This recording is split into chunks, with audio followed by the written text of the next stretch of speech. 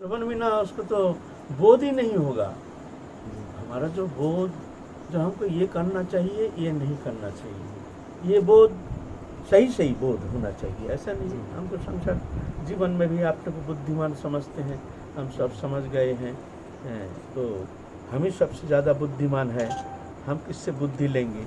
ये संसार जीवन में, भोग जीवन में ऐसा मानसिकता पोषण करते हैं, लेकिन भक्ति मार्ग में ऐसा नहीं।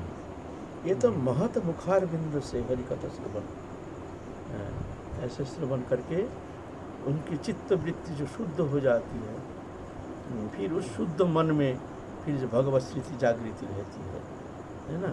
तो इसीलिए पहले श्रवण बिना उसका विवेक नहीं होता है, विवेक की जागृति नहीं होती है, श्रद्धा नहीं होगी भगवान की, श्रद्धा उत्पन्न नहीं होगी। बोलो, इसीलिए श्रवणांग की श्रेष्ठता। हमारा कोई भी बोध होता है श्रवण के माध्यम से,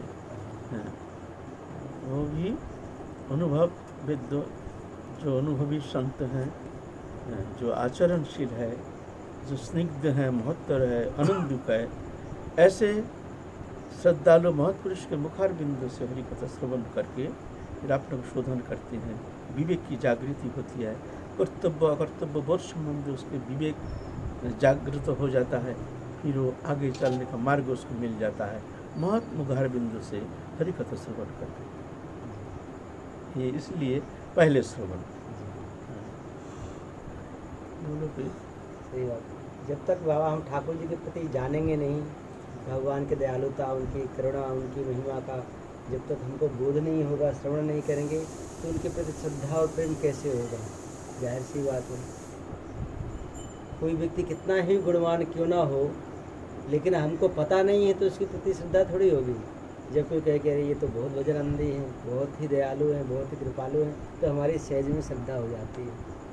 इसलिए सबसे पहले श्रवण, जब हम भगवान की कथा श्रवण करेंगे तो भगवान की करुणा का पता चलेगा हमको कि भगवान ऐसे दयालु हैं, ऐसे कृपालु, ऐसे शरणागत वत्सल हैं। तो बिना श्रवण के तो नाम में भी रुचि नहीं होगी जल्दी से। भगवान का नाम इतना कृपामय है, जब उसके विषय में हम श्रवण करते हैं तब तो श्रद्धा जागृति होगी पहले। हाँ, जब उसकी महिमा का ही हमें पता नहीं चलेगा तो फिर कैसे व्यक्ति की रुचि होगी। कोई चाहे कितना ही भजनानंदी महात्मा बगल से गुजर गया, हमें पता ही नहीं। अगर कोई कह दे तो तुरंत एकदम साष्टांग नमन हो जाते हैं कि पता चल गया कि अच्छे महापुरुष हैं। अब नहीं पता है तो चाहे वो भगवान ही बगल से निकल जाए तो पता नहीं है, तो गुजर गए क्या है। तो इसीलिए श्रवण तो सबसे पहले है। बिना श्रवण के तो भजन में भी मन नहीं लगेगा, क्योंकि भजन का ही महत्व हमें पता नहीं है कि भजन का महत्व क्या है। तो श्रवण से ही, जब साधु संतों से श्रवण करेंगे तो हमारी श्रद्धा होगी, तो श्रद्धा होगी तो फिर भजन में भक्ति प्रवृत्त होगा।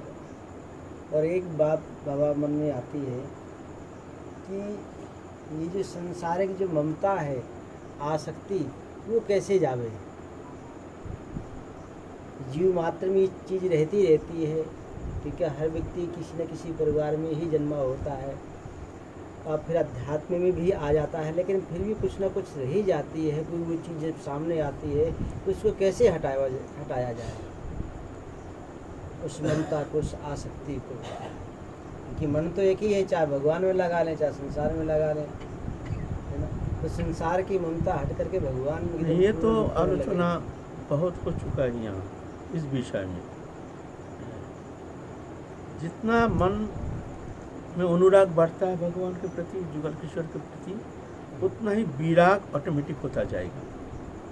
अनुराग बढ़ाओ, अनुराग बढ़ाने के लिए सत्संग, साधु संग में रह करके हरि नाम संकीर्तन के माध्यम से फिर जाके वो धीरे धीरे चित्त शुद्ध होता है। फिर धीरे धीरे संसार के प्रति ऑटोमेटिक स्वाभाविक उसका विराग उत्पन्न हो जाता है। वाग गद गदया द्रुपद चित्र सबिना बिना आनंद श्रुकलया कथम सिद्धि कैसे है सुनो। वाग गद गदया द्रुपद चित्र सबिना बिना आनंद श्रुकलया कथम सिद्धि भवती, ऐसे श्रीमद् भागवत में श्लोक है। जे तुम्हारा चित्त शुद्ध हुआ है ये हम कैसे जानेंगे? पहले तो चित्त शुद्धि होना चाहिए। हैं? तो पहले तो हृदय गदगद होना, द्रवीभूत हो जाएगा हृदय हरि कथा श्रवण करके, हरि नाम कीर्तन करके, साधु संग में रह करके आनंद श्रुकला प्रवाहित तो होना चाहिए। हैं? तो ये चित्त शुद्धि के लक्षण है। तो चित्त शुद्धि होने के लिए ये नाम संकीर्तन ही प्रधान आश्रय है। नाम संकीर्तन के माध्यम से धीरे धीरे धीरे धीरे नाम के प्रति अनुराग बढ़ता जाएगा, चित्त शुद्ध होता जाएगा, फिर धीरे धीरे धीरे धीरे उसके संसार के प्रति विराग ऑटोमेटिक होता जाएगा, है ना। सब प्रिय नाम कीर्ता तुत चित्त उच्चई हसती अथ रोदती रोती गायती उन्मद्वत नृत्यति लोकवाच्छा। सब प्रिय नाम कीर्ता, अपने प्रिय नाम कीर्तन करते करते श्रीमद् भागवत कहते दुत चित्त उच्चई, हसती हंसते हैं कभी, ऑटोमेटिक उसका नाम के प्रभाव से उसका चित्त शुद्ध हो जाता है। तो ऑटोमेटिक उसका चित्त शुद्ध होने से सात्विक विकार आदि ऑटोमेटिक अश्रुकंप पुलक श्वेत वैवर्ण स्तंभ मूर्छा प्रलय ये सब अष्टसात्विक विकार ऑटोमेटिक आकार उसको द्रवीभूत कर देते हैं, उसको चित्त वृत्ति को। तो कैसे होगा ना, सब प्रिय नाम कीर्तन। ऐसे नहीं कहे हैं कि ये नाम ही करना चाहिए। हाँ, कलियुग में तो हरि नाम महानाम ये नाम संकीर्तन श्रेष्ठ बताया गया है। फिर भी सब प्रिय नाम कीर्तन, तुम्हारा जिसमें रुचि हो भगवान के ऐसे नाम कीर्तन करते करते दुचित्त उच्चई हसती, कभी हंसते हैं, कभी कभी रोते हैं, कभी रोती चिल्लाते हैं, गायती कीर्तन करते हैं, उन्मादवत नृत्यति, कभी उन्मादवत नृत्य करना शुरू कर देते हैं। लोगों बच्चा कौन क्या कहेंगे, कौन हमको देख के हंसेंगे, हमारा मजाक उड़ाएंगे, ये भी नहीं दिखते हैं। ऐसे हरिनाम संकीर्तन में विभोर हो जाता है। ऐसा तो हरिनाम ही एकमात्र आश्रय है। कीर्तिजध्यायति विष्णु तेथा जजति मुखई दापड़े परिचर्या कलो तद हरि संकीर्तना। सत्य युग में ध्यान के द्वारा भगवत प्राप्ति करते थे। तृतीय जजति मुखई, त्रेता युग में यज्ञ के द्वारा भगवत प्राप्ति का साधन थे। त्रेता युग में दापरे परिचर्या, दापर युग में परिचर्या सेवा के द्वारा, सेवा के माध्यम से भगवत प्राप्ति होती थी। कलो तद हरि संकीर्तनात्, कलि युग में एकमात्र हरिनाम के द्वारा बस मुख में रटते रहो, इसमें तुम्हारा कल्याण हो जाएगा। एकमात्र हरिनाम संकीर्तन के द्वारा समस्त कुछ प्राप्त कर सकते हैं। तो इसीलिए कलि युग में सरल साधन बताए हैं हरिनाम संकीर्तन। अच्छा लागे या ना लागे तुम हरिनाम करते रहो, फिर धीरे धीरे धीरे धीरे चित्त शुद्ध हो जाएगा। चित्त शुद्ध होने के बाद धीरे धीरे प्रेम रस और धीरे धीरे तुमको आस्वादन होना शुरू हो जाएगा। फिर ऑटोमेटिकली संसार के प्रति विरक्ति अच्छा लगेगा ही नहीं। जितना अनुराग बढ़ता जाएगा भगवत चरण कमल में, जितना अनुराग बढ़ता जाएगा संसार के प्रति ऑटोमेटिक उतना विरक्ति आ जाएगी। ऑटोमेटिक वो हटाने का जरूरत नहीं, तुमको अच्छा लगेगा ही नहीं, लग ही नहीं सकता है। हमारा भगवत नाम में बहुत रुचि है, हमारा भजन में बड़ा आनंद हो रहा है, हमको भजन में बड़ा अनुभव हो रहा है, और इधर विषय आसक्ति भी है। ये पागलपन, पागल के शब्द है। या तो दिमाग खराब है, नहीं तो झूठ बोलता है। ऐसा होता नहीं है। भगवान के प्रति प्रेम है, मन में अनुराग है, और संसार के प्रति भी आसक्ति है, ये होना संभव नहीं है। हमारे घर में अंधकार भी है और उजाला भी है, ऐसा थोड़ी होता है। या तो उजाला या अंधकार। उजाला है, हमारा घर उजाला है, तो ये कहने का जरूरत नहीं है जो हमारा घर में अंधकार नहीं है। ये कहने का आवश्यकता नहीं है। हमारा घर उजाला है, हमारा घर में अंधकार है, ये कहने की आवश्यकता नहीं है ना। तो हमारा मन भक्ति भाव में विभावित चित्त वृत्ति हमारे है, तो ये कहने की जरूरत नहीं जो हमारे अंदर संसार के प्रति अनासक्ति है, कहने की जरूरत नहीं है। स्वाभाविक ही अनासक्ति आ जाएगी। और हमारा घर में अंधकार है, तो ये कहने का आवश्यकता नहीं है कि हमारा घर में रोशनी नहीं है, अंधकार है, हमारा रोशनी नहीं है। हमारा मन संसार में रम रहा है, स्त्री पुत्र कुटुंब परिवार वित्त वैभव धन जन परिवार आदि सुख समृद्धि मान प्रतिष्ठा, ये हमको बहुत अच्छा लगता है। और भगवत कथा में, हरि कथा में, भगवत नाम में प्रेम भी होता है बहुत, ये मिथ्यावादी है, ऐसा नहीं होता है, होना संभव नहीं है। इसीलिए एकमात्र साधन है भगवत नाम संकीर्तन। एक नामे करे सर्व पाप क्षय, नवविधा भक्तिपूर्ण नाम हईते হয়, आनुषंगिक फले करे संसारेर क्षय, चित्त आकर्षिया करे कृष्ण प्रमोदा। एक नामे करे सर्व पाप क्षय, नाम में इतना शक्ति है। अगर निरपराध चित्त वृत्ति होती है तो एक नाम से इतना शक्ति है कि उसको अंतकरण को शुद्ध कर देगा, सब पाप को समाप्त कर देंगे। एक नामे करे सर्व पाप क्षय, नवविधा भक्तिपूर्ण नाम हईते है, श्रवण कीर्तन स्मरण पादसेवन अर्चन बंदन दास्य आत्मनिवेदन, ये नवदा भक्ति है। तो नवदा भक्ति हम जाजन कर नहीं पाते हैं। श्रवण, ऐसे महापुरुष का सान्निध्य मिलना संभव नहीं है। हम मान लो ऐसे स्थान में रहते हैं जहाँ कोई महापुरुष का समागम नहीं, तो हम श्रवण कैसे करेंगे? कहाँ जाकर हम श्रवण करेंगे? हम वंचित रहेंगे। स्मरण करेंगे, मन लगता नहीं है, विषय में ऐसे संलिप्त हैं, स्त्री कुटुंब परिवार में ऐसे लिप्त हैं जो हमारा स्मरण होता नहीं है। आसन में बैठते हैं तो मन ऑटोमेटिक संसार विषय चिंतन करने लगता है। पूजन होता नहीं है, फूल नहीं, तुलसी नहीं, ऐसे भी शहर में रहते हैं जो कि उपलब्ध नहीं है, ऐसा भी होता है। तो ये जो नवोधा भक्ति है, बोलते हैं एक नाम कीर्तन अगर सही सही वो नाम कीर्तन करते हैं, नाम में रुचि लेकर के, नाम में विश्वास लेकर के, और बड़े आग्रह के साथ, आदर के साथ, निरपराध चित्त होकर के अगर नाम करते हैं तो नवोधा भक्ति पूर्ण हो जाता है।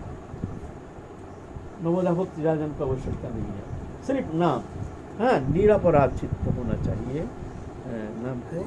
ये हमारे जीवन का एकमात्र आश्रय, ऐसा जान करके नामाश्रय होकर के नाम साधन करना पड़ेगा, तो उसमें सब हो जाएगा, नवोधा भक्ति पूर्ण हो जाएगा। आनुषंगिक फले करे संसार, और संसार के वासना जो, ये जो वासना है तो हमारा बंधन का कारण, बोलता है नाम का आनुषंगिक फल है, नाम के मुख्य फल नहीं है कि संसार वासना मिटाने के लिए हम हरिनाम करना पड़ेगा। बोलता है नहीं, हरिनाम का फल है प्रेम, भगवत प्रेम।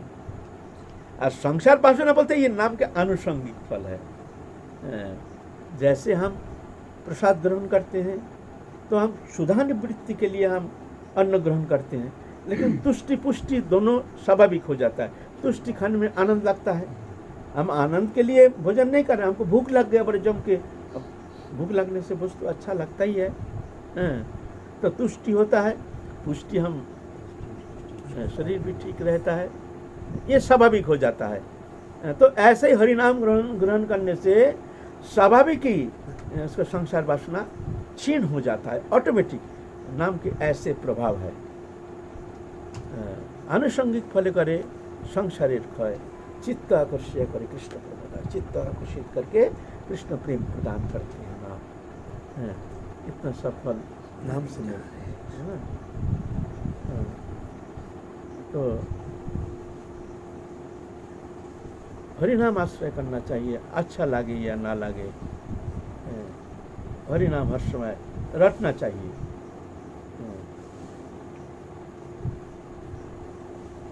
चलते फिरते उठते बैठते, अगर मान लो आसन में बैठ कर के भजन करने का हमको मौका नहीं मिलता है, आसन में बैठ नहीं सकते हैं, अगर बैठे भी हैं तो मन नहीं लगता है, नाम करते हैं मन कहाँ कहाँ भागता है। फिर सुबह तो रह गया, फिर सोचते हैं शाम को जाके समय निकाल करके हम आसन में बैठेंगे माला लेकर के। बोलते हैं ऐसे भविष्य की आशा लेकर बैठे मत रहो।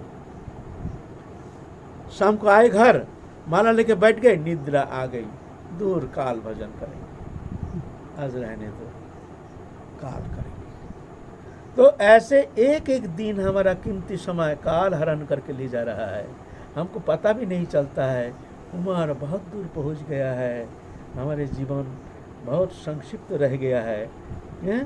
काल ऐसे आशा करते हैं आगे हमारे लिए शुभ दिन इंतजार कर रहा है, उस इंतजार में हम बैठे हैं। शुभ दिन किसी को आया नहीं और बुरा दिन ही आता है ना? तो काल के इंतजार मत करो, है ना?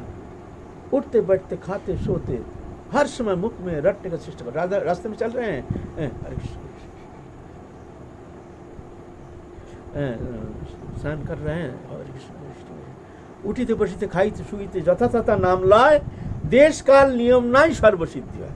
महाप्रभु सरल उपाय बता दिए हैं।